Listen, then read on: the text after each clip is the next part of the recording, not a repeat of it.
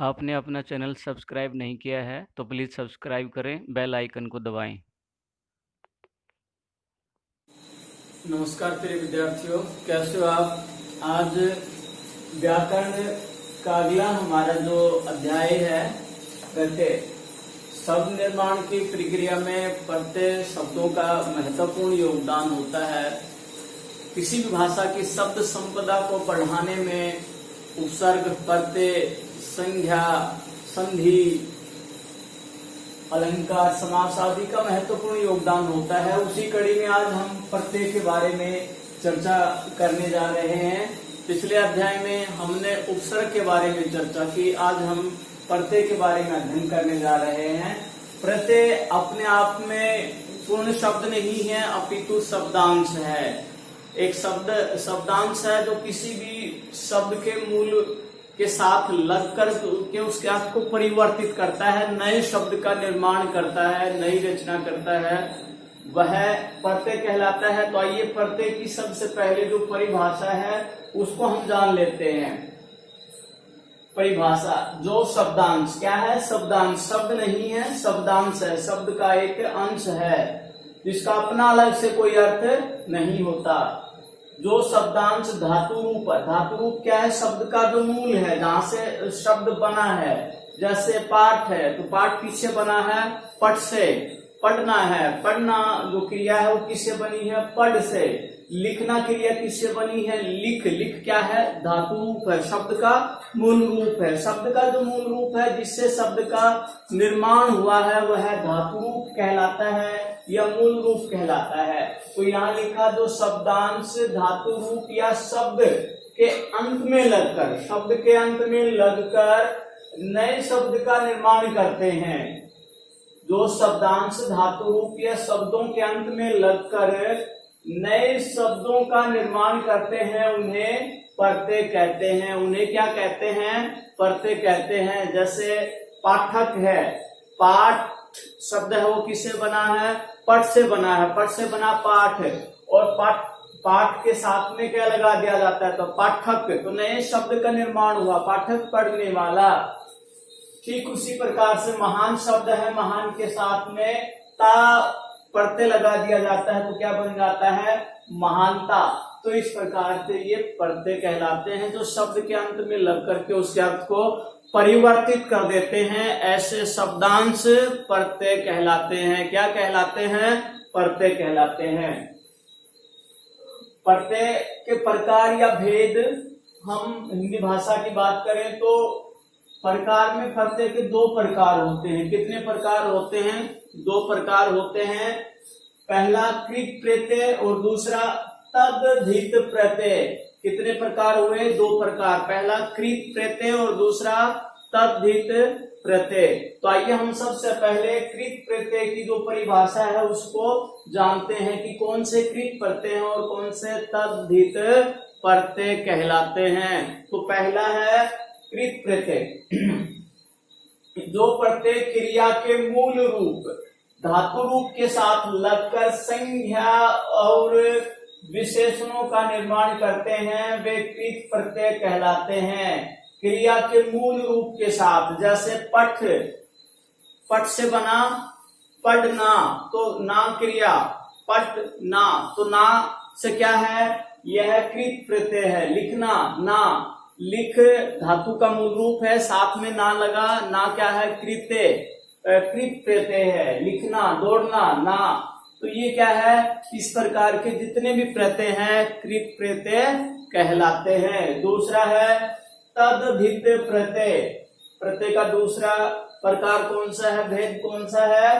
तद्धित प्रत्यय। जो प्रत्यय क्रिया के धातु रूपों को छोड़कर, जो पहले वाले को छोड़कर जहां भी लगते हैं, जो प्रत्यय क्रिया के धातु रूपों को छोड़कर अन्य शब्दों जैसे संज्ञा, विशेषण, सर्वनाम आदि के साथ लगकर नए शब्द बनाते हैं, वे तद्धित प्रत्यय कहलाते हैं। जैसे बंगाल है, इसमें ई प्रत्यय लग जाता है तो बंगाली। तो यहाँ ई तद्धित प्रत्यय है। बंगाली क्या है? संज्ञा है। स्थानवाचक है, व्यक्तिवाचक है, संज्ञा के स्थान पर मिलकर नए शब्द का निर्माण हो रहा है। तो इस प्रकार से प्रत्यय की परिभाषा आपने जानी। प्रत्यय के दो भाग हैं, कृत प्रत्यय और तद्धित प्रत्यय। आज हम इस कड़ी में कृत प्रत्यय है उसके जो प्रकार हैं, वो कृत प्रत्यय कौन कौन से हैं उसको हम आगे जानेंगे। कृत प्रत्यय में हम देखेंगे हिंदी के कुछ कृत प्रत्ययों का उदाहरण आपके सामने है। सबसे पहले अंत प्लस रट, तो रटंत पढ़ंत अंत में लगा है, तो ये नए प्रत्यय हैं। अन प्रत्यय लगता है तो ढक प्लस ढक्कन, मनन मरण, झड़न झाड़न, आकू पढ़ प्लस आकू पढ़ाकू लड़ाकू, आन मिल प्लस आन मिलान, उड़ान चलान उठान, आवट लिखावट सजावट मिलावट। और इसी प्रकार से एरा लूप प्लस एरा लुटेरा कुफेरा कमेरा। इसी प्रकार से होना खिलौना बिछोना, या खो प्लस या खोया पाया जाया सोया धोया, वाई सुन प्लस वाई सुनवाई चिरवाई तुलवाई लगवाई। तो ये कुछ कृत प्रत्यय आपके सामने।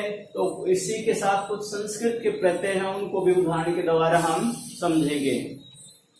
संस्कृत के कुछ प्रत्ययों के उदाहरण आपके सामने हैं। जैसे अन प्रत्यय से कौन कौन से शब्द बनते हैं, गमन भवन जनन शरण, ये सारे के सारे अन प्रत्यय से बनते हैं।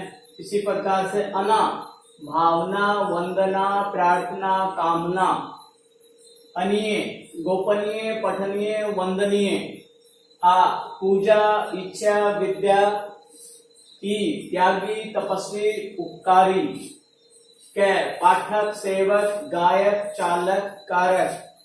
इसी प्रकार से ता प्रत्यय दाता क्रेता वक्ता नेता विक्रेता अभिनेता। ठीक इसी प्रकार से सत गृहस्थ स्वस्थ दुरस्त।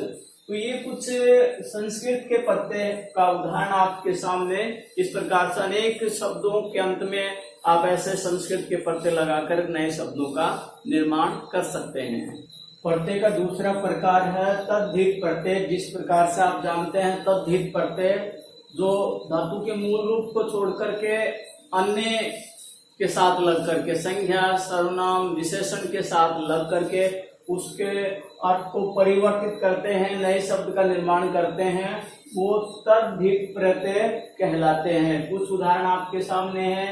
जैसे आप प्लस भूखा, तो भूखा में भूख प्लस आ भूखा, प्यासा मैला प्यारा घना। तो ये सारे के सारे हिंदी के तद्धित प्रत्यय हैं। ठीक उसी प्रकार से आई तद्धित प्रत्यय है और ये लगा बुरा प्लस आई, तो बुराई भलाई लड़ाई अच्छाई।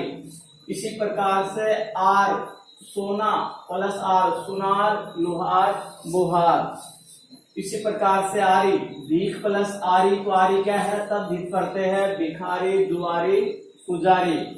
कार कथाकार चित्रकार नाटककार चित्रकार, ये इससे बनने वाले नए शब्द हैं। दार तद्धित प्रत्यय है, जमी प्लस दार जमींदार ईमानदार चौकीदार देनदार। ठीक उसी प्रकार से री प्रत्यय है, कोठी प्लस री कोठरी छतरी बांसुरी। इसी प्रकार से हार होनहार, होन प्लस हार होनहार फलहार, ये तद्धित प्रत्यय है। हारा लकड़ी प्लस हारा लकड़हारा सरवहारा। तो ये तद्धित प्रत्ययों का कुछ आपके सामने उदाहरण है। अंत में हम संस्कृत के और कुछ उर्दू के शब्दों के द्वारा भी आपको समझाएंगे कि तद्धित प्रत्यय में कौन कौन से नए शब्द बनते हैं। संस्कृत के तद्धित प्रत्ययों का कुछ उदाहरण आपके सामने है। आलू दयालु झगड़ालू कृपालु। इत प्रत्यय है, हर्षित गर्वित पल्लवित पुष्पित शोभित। ध्यान रहे प्रत्यय है जिस भाषा का शब्द है उसी के साथ वो लगेगा। दूसरी भाषा का संस्कृत का है तो संस्कृत का ही उसमें प्रत्यय लगेगा, इसका हम ध्यान रखेंगे। ये स्वर्गीय भारतीय माननीय शासकीय तव कविताओं स्त्रीतव मनुष्यतव सतीतव नीय पठनीय दर्शनीय आदरणीय गोपनीय। इसी प्रकार वान गुणवान बलवान धनवान दयावान। ये कुछ संस्कृत के उदाहरण आपके सामने थे। अनेक ऐसे उदाहरणों का आप प्रयोग कर सकते हैं, अभ्यास कर सकते हैं। कुछ उर्दू के प्रश्नों का भी आपके सामने हम उदाहरण प्रस्तुत कर रहे हैं। इसमें आना जैसे सालाना, हरजाना, मेहनताना, ये सारे उर्दू के शब्द हैं। उर्दू के हेग में पढ़ते लगेंगे। आना, सालाना, हरजाना, मेहनताना। ठीक उसी प्रकार से ईश, फरमाइश, कोशिश, आजमाइश, ये सारे उर्दू के शब्द हैं। खोर, हरामखोर, जमाखोर, चुगलखोर। ठीक उसी प्रकार से मंद, दौलतमंद, अकलमंद, नजरबंद, ये कुछ ऐसे तद्धित करते थे जो आप उर्दू में और संस्कृत में जिनका प्रयोग होता है।